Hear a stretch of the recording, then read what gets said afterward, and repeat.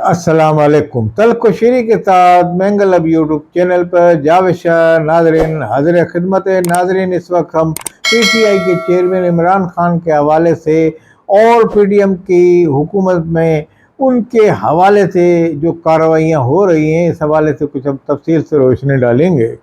नाजरीन, इस वक्त इमरान खान जमान पार्क में मुकीम हैं और मुसलसल अदालतों के चक्कर लगा रहे हैं। बकौल उनके मैं पेशियाँ भुगत रहा हूँ।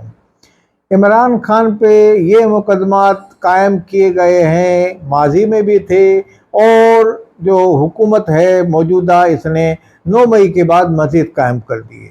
इमरान खान के जो खासम खास साथी थे, तमाम आहिस्ता आहिस्ता अलग हो रहे हैं उनसे और उनको हत्फ़े तनकीद का निशाना बना रहे हैं और उनकी पॉलिसी पे उंगलियां उठा रहे हैं और मुसलसल माजी की उनकी पॉलिसियों के ख़िलाफ़ भी तनकीद कर रहे हैं कि हमने उनको ये कहा था, हमने ये कहा था कि वो ऐसा ना करें। तो ये इमरान खान अपने हवाले से रोज़ाना एक वीडियो लॉग करते हैं और उसमें वो कहते हैं कि जनाब, ये तो गन पॉइंट पे तोड़ा जा रहा है, किसी को अगवा किया जा रहा है, तो किसी को डराया जा रहा है।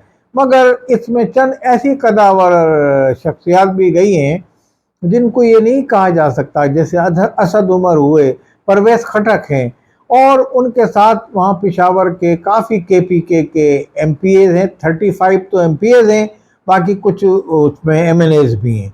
तो ये सब जो इनका टूटना और पार्टी से अलग होना, ये भी एक बड़ी लम्हा फ़िक्रिया है इमरान खान के लिए। अच्छा, इमरान खान के हवाले से आम आदमी जो है, आम उनका चाहने वाला, वो इमरान खान पे किसी भी जायज़ या नाजायज़ तनकीद को बर्दाश्त नहीं करता। वो ये कहता है कि इमरान खान की जो ज़ात है वो गलतियों से पाक है और गलतियों से मुबर्रा है, यानी कि इमरान खान कोई गलती कर ही नहीं सकते, इमरान खान से कोई मिस्टेक हो ही नहीं सकती।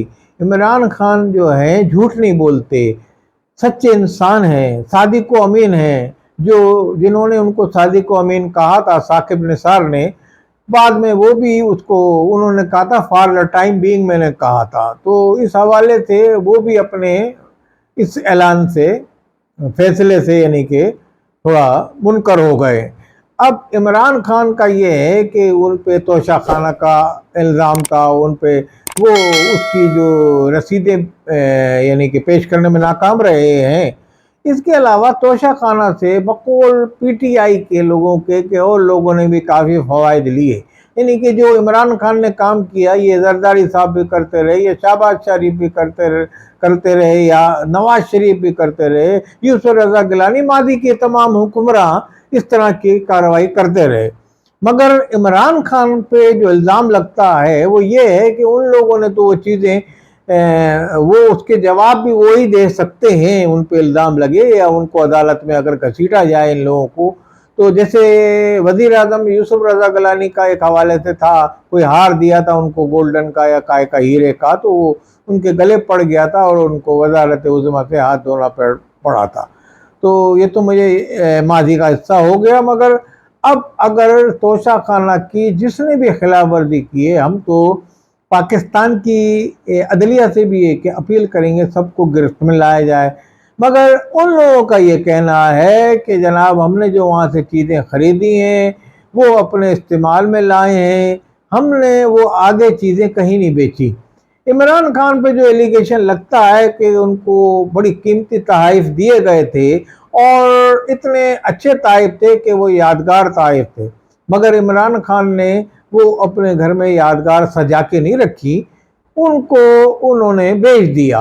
और वो घड़ी जो दी थी जिस पे खाना काबा का मॉडल बना हुआ था, कोई खाना काबा का जैसा, वो एक कीमती घड़ी थी, वो बिकती बिकाती वो वहाँ पहुँच गई कि सऊदी अरब हुकूमत के नोटिस में आ गई कि भाई ये किसने बेची, ये आपके पास कैसी आई, क्योंकि अरबी कोई ताजिर था, उसने भी वहाँ खरीदी और आगे किसने, ये एक लंबी दास्तान है। तो बहरहाल उन पर ये इल्ज़ामात लग रहे हैं कि उन्होंने बेच दी, आगे चीज़ें वो बेच देते हैं। इमरान खान इसलिए घर में नहीं रखते थे, इमरान खान एक पैसे वाले आदमी हैं, ان پہ آپ کرپشن کا الزام نہیں لگا سکتے، تو اس لیے انہوں نے یہ کہا یہ چیزیں بیچ کے میں کسی کو دے دوں گا یا کہیں لگا دوں گا۔ تو میرا خیال ہے ان کی یہ سوچ ہوگی، تو ہم ان کی سوچ پہ نہیں جاتے، مگر بہرحال جو قانونی انہوں نے نقطہ کیا ہے وہ اگر ان کی مثبت سوچ تھی تو ہم ان کو سلام پیش کرتے ہیں۔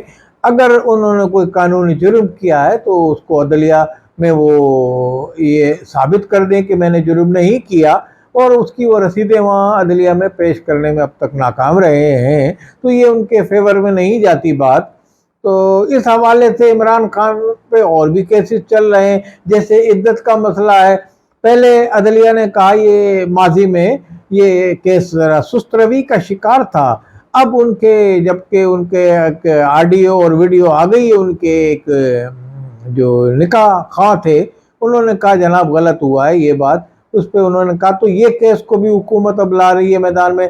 اب تو عدلیہ نے یہ جو مجسٹریٹ تھے جہاں یہ کیس تھا تو انہوں نے اس کو آگے گیا تھا وہ کیس، تو انہوں نے کہا کہ بھئی یہ کیس تو اس لائق ہی نہیں ہے قابل سماعت، تو انہوں نے قرار دیا کہ یہ قابل سماعت ہے اور اس کو واپس اسی عدلیہ میں لے کے جائے، اس کی مسلسل سماعت کی جائے، تو اس کو قابل سماعت قرار دے دیا۔ تو یہ بھی عمران خان کے حوالے سے ایک گڈ نیوز بیڈ نیوز ہے سمجھ لیں آپ۔ تو یہ تمام نیوزیں ان پہ چل رہی ہیں۔ ایک ان پہ مقدمہ بنایا بلوچستان کے حوالے سے، کسی وکیل کو قتل کر دیا۔ یہ نہیں کہ اس طرح کے مقدمات بھی قائم کیے گئے ہیں کہ جیسے کہ ماضی میں زرداری صاحب پہ قائم کیے گئے تھے کہ کسی کی ٹانگ میں بم باندھ کے انہوں نے اس کو کہا پیسے نکال بھائی، تو وہ باہر سے کوئی آیا تھا اس سے کہا کہ بھائی پیسے نکالو تم، یہ بم باندھا تھا کوئی مرتضی نامی شخص تھا۔ تو یہ میں پہلے بھی ذکر، اس طرح کے ہتھ کنڈے حکمراں اختیار کرتے ہیں اپنے مخالف سیاستدانوں کو دبانے کے لیے، سیاسی طور پہ ناک آؤٹ کرنے کے لیے۔ تو ہم یہ کہہ رہے ہیں کہ اگر کوئی بھونڈے مقدمے یا جعلی مقدمے یا یعنی کہ اس کو تیار کردہ مقدمات جو بنائے جائیں تو یہ نہیں ہونا چاہیے، اس طرح کے مقدمات نہیں بنانے چاہیے۔ جو جائز باتیں ہوں، جو عدلیہ میں واقعی جو مقدمہ قابل سماعت قرار دے عدلیہ، تو اس میں وہ پیش کیا جائے۔ ان تمام مقدمات سے ماضی کی روایت کو برعکس آپ کام کریں پی ڈی ایم کی حکومت۔ اب دیکھا یہ جا رہا ہے کہ پی ڈی ایم کی حکومت جانے والی ہے، عمران خان کے بعد ایسے مقدمات ہیں جس میں ان کی گرفتاری بھی متوقع ہے۔ گرفتاری ان کی آج تک نہیں ہوئی، کیونکہ ماضی میں جو گرفتاری ہوئی تھی، جس بھونڈے انداز میں گرفتار کیا گیا تھا عدلیہ سے، تو اس کا رزلٹ دنیا نے دیکھا 9 مئی کی صورت میں۔ 9 مئی کی صورت میں جو کچھ بھی ہوا اس میں 102 آدمی ہیں جن کو اٹارنی جنرل پاکستان نے کہا ہے کہ ان کو ہم نے اسکروٹنی کے بعد نکالا ہے، یہ 102 پہ مقدمہ ملٹری کورٹ میں چلنا چاہیے۔ یہ تو اس حوالے سے بھی عدالت میں لے دے ہو رہی ہے، مسلسل سماعت ہو رہی ہے کہ آیا کہ ملٹری کورٹ میں چلایا جائے یا آئین کے مطابق ہے یا آئین کی خلاف ورزی ہوگی۔ وکلا کی جو تنظیمیں وہ ملٹری کورٹ میں کہتی ہیں کہ ملٹری کورٹ میں صرف ملٹری کے جو ملازمین ہوتے ہیں ان کے مقدمے چلتے ہیں، سویلین کا نہیں چلا جاتا۔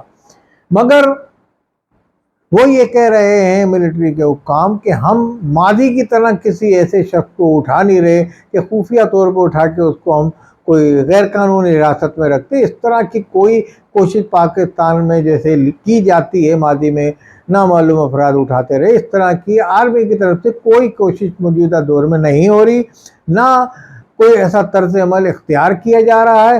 ہم قانونی طور پہ انسداد دہشت گردی کی عدالت سے خطرناک، جنہوں نے 9 مئی کو جو فلم جن کی ویڈیوز بنی ہوئی ہیں وہ سامنے آ چکی ہیں، جو براہ راست ملوث پائے گئے ہیں، تو ان کے مقدمات ہم ملٹری کورٹ میں چلانا چاہتے ہیں، اور ان کو ہم نے قانون کے طور پہ انسداد دہشت گردی کی عدالت سے ان کو اپنی طرف لیا ہے اور ان پہ ہم مقدمات چلانے والے ہیں۔ تو اس ضمن میں عدلیہ میں یہ درخواستیں چل رہی ہیں، کورٹ چل رہی ہیں، میں پیشیاں ہو رہی ہیں اور ٹرائل چل رہا ہے اس حوالے کا کہ کیا کیا جائے، عدلیہ سپریم کورٹ کیا فیصلہ دیتی ہے یہ تو وقت بتائے گا۔ مگر ابھی تک نہ عمران خان کو پکڑا گیا ہے، نہ ان کے وہ ساتھی جو ملٹری کورٹ میں جن کے مقدمات چلائے جائیں گے، وہ لوگ ہیں جن کو عمران خان نے بھی یہ کہا کہ جنہوں نے 9 مئی کو حملہ کیا تھا ان کا ہمارے سے کوئی تعلق نہیں ہے۔ اور پی ٹی آئی ایک سیاسی اور جمہوری جماعت ہے، وہ اس طرح کی دہشت گردی پہ، اس طرح کے واقعات پہ یقین نہیں رکھتی۔